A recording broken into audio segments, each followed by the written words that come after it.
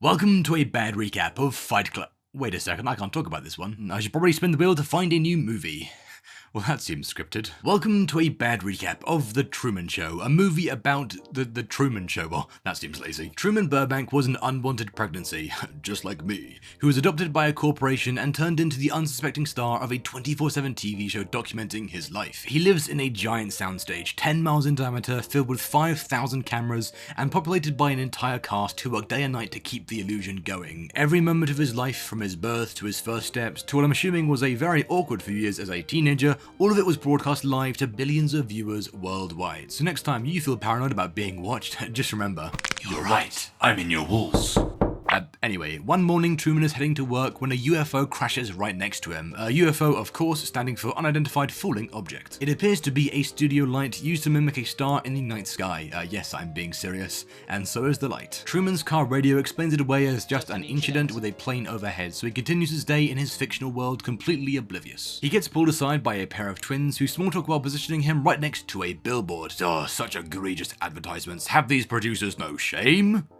There would have been an ad break here, but my videos keep getting copyright claimed. Truman is an insurance salesman, which I'm sure is very exciting for the viewers. Today his boss tells him to cross the bay and close a deal, but upon reaching the dock he freezes in fear, staring at a sunken ship. Okay, a sunken boat. He turns around and abandons his job, something I wish I could do, but my boss won't let me. I hate being self-employed. Okay, so far this episode of The Truman Show has been very boring. I have no idea why it has billions of fans. Oh, I retract my statement. Later that night, Truman is hanging out with his best friend Marlin, or the actor who is paid to be his best friend Marlin. Truman tells him how much he wants to leave his town and travel to Fiji. Could have picked somewhere nicer, like Slough, but Marlin laughs at him for having such a ridiculous dream. After that, Truman heads to the beach alone, where the producers play some Family Guy cutaways to explain why he's afraid of water, a sort of bad recap of his past. As a child, Truman had the desire to explore the world, which was very bad for the show. You know, if they just let him wander free, he may accidentally discover France. This would make Truman depressed and ruin the program. So the actor who played Truman's dad was written off the show by drowning him in front of his son, cementing in Truman a fear of the ocean, or thalassophobia. I actually gave myself thalassophobia, but not by drowning my dad. He wasn't up for it. Nope, I just played Subnautica once. Truman returns home and pitches the idea of traveling the world to his wife, but she turns down the idea because they have to pay their taxes and mortgage and car payments, but I'm pretty sure all those things are optional. I mean, I certainly haven't been paying them. She instead suggests they have a baby and takes Truman to their bedroom to, I don't know, order one online. I have no idea where babies come from. In fact, let me just, They do what? Okay, so Truman's wife is doing the sex with a coworker and being paid for it. Oh, just wait until the police hear about this. One day, Truman is going about his morning routine when he bumps into a man who looks just like his dad, but before they have a chance to talk, he gets carried away by two background actors. Nothing weird going on here. Why are you being suspicious, Truman? Hey!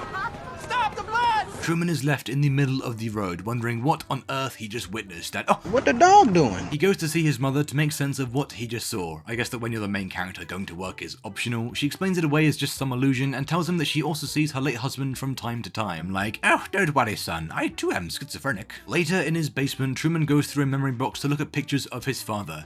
Okay, he looks completely different. How do you recognize him? He also picks up a red jumper that triggers a flashback about the girl who it belonged to. She was meant to be just a background actor, but caught Truman's eye while they're at school together. This led to the producers working hard to keep them separated, allowing Truman to fall in love with his intended state-mandated wife. Seems like a lot of effort for an extra. They could have just fired her, or had her hit by a car to make Truman scared of driving. Eventually, he manages to talk to her before the producers can intervene, and they make their way to the beach where she whistleblows on the entire operation. She tells Truman everything about how his life is fake before someone claiming to be her dad arrives and takes her away, telling Truman she's caught some seasonal schizophrenia, so he's taking her far, far away to Fiji, which explains why Truman wants to go there so bad. It doesn't explain why he wants to take his wife with him, though. Also, Fiji?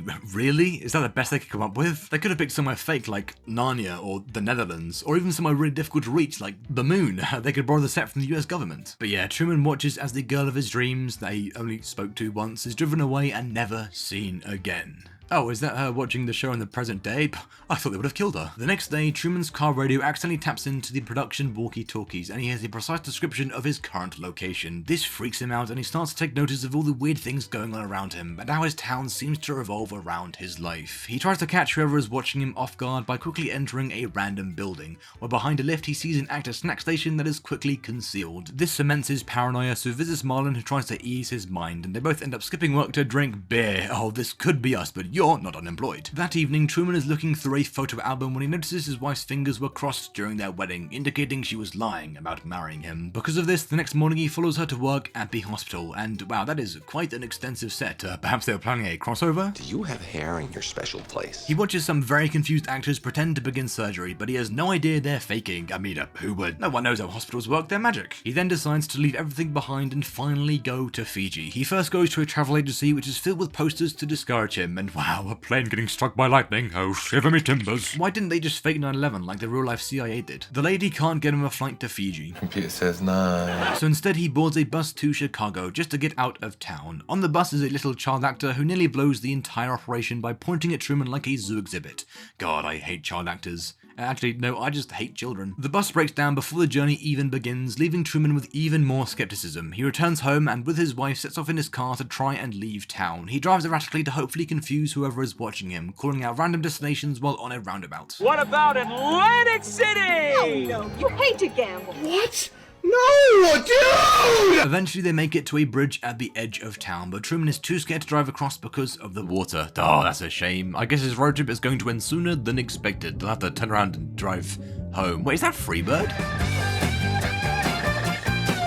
They make it across the bridge, but a sudden forest fire sweeps across the road. Oh, look at that fire. Truman's gonna have to lift here. He doesn't seem to be lifting. After the fire is ignored, the producers create a nuclear meltdown to block off the roads and trap Truman. This time he seems to believe the natural disaster until a traffic officer addresses him by his name. You're welcome, Truman. Why did you say that name? He gets tackled by a group of extras and taken back home, where he starts to argue with his wife. He claims she's part of the conspiracy and that she doesn't actually love him, but she's just like, hey, that's not true, man. To cheer him up, she does an ad read for some new cocoa drink. This is something that happens often in the show, with cast members sneakily advertising to the viewers right in Truman's face. Just truly despicable and lame. Have these producers no shame? Anyway, Truman ends up threatening his wife with a knife and... Oh, sorry guys, my washing machine is going off. And we're back, and I'm now wearing clothes. Anyway, Marlon enters the house with a 6-pack of beer, the perfect remedy for anyone who's about to kill their wife. I mean, it works on me.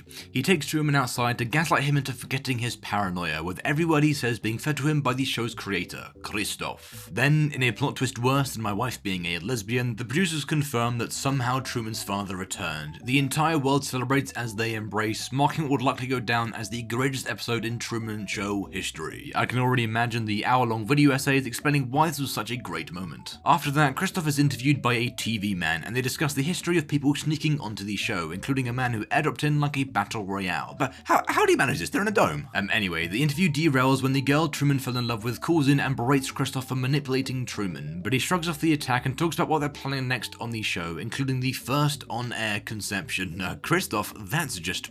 Billions of people worldwide are going to tune in to watch their childhood hero lay down some mad pipe. That's not weird at all. Truman then seems to go back to his regular old self, not showing any signs of paranoia. Wait, is that a pencil sharpener camera? Oh, Christoph, you've gone mad with power. The only different thing he's doing is sleeping in the basement because his wife left him. It's never explicitly stated why she left him, but my theory is that it's because he threatened her with a knife. Leave your theories in the comments below. One night, the production crew is suspicious that he's somehow snuck away from their constant surveillance, so they send over Marlon to check. Oh, I wish I had friends who'd come wake me up at 4 AM with beer. Marlon makes the shocking discovery that Truman has somehow tunneled his way out of his basement and is nowhere to be found. And after nearly 30 years of 24/7 coverage, for the first time ever, the Truman Show is taken offline. Shut it off, Otto! Shut it off! They begin an island-wide search for the star of their show, but even with the entire cast on the lookout, nobody can find him. So to aid their search, Christoph decides to trigger the sunrise in the middle of the night. I guess he's completely given up on maintaining the illusion. Eventually they find him, out in the ocean, conquering his fears, sailing towards freedom. You may be asking how he learned how to sail?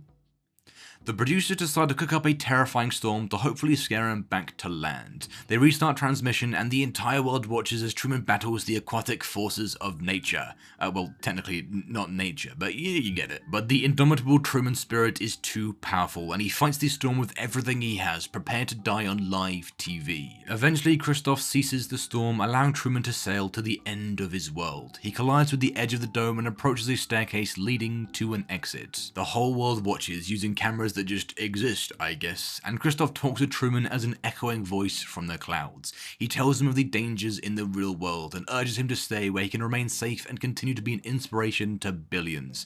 Everyone is glued to their TVs, waiting to see what Truman decides. In the end, he takes a graceful bow and steps out into the darkness, claiming his freedom. And the show ends. Great show. I enjoyed the part where Truman kept day drinking instead of going to his job, and my favourite character was easily Pluto the dog, because it was funny when he tried to eat Truman. The entire world celebrates the ending of their favourite show, but ultimately decides to move on to the next big thing, probably Lego Ninjago. Wait a minute, I'm still black. And the movie ends. Great movie. I enjoyed the part where Truman tried to kill his wife, and my favourite character was easily Man in Bathtub, because he seemed to spend his entire life in his bath watching the show. Real. But yeah, if you enjoyed this recap, be sure to leave a like, subscribe and hit that bell so you don't miss the next one. Thank you ever so much for watching.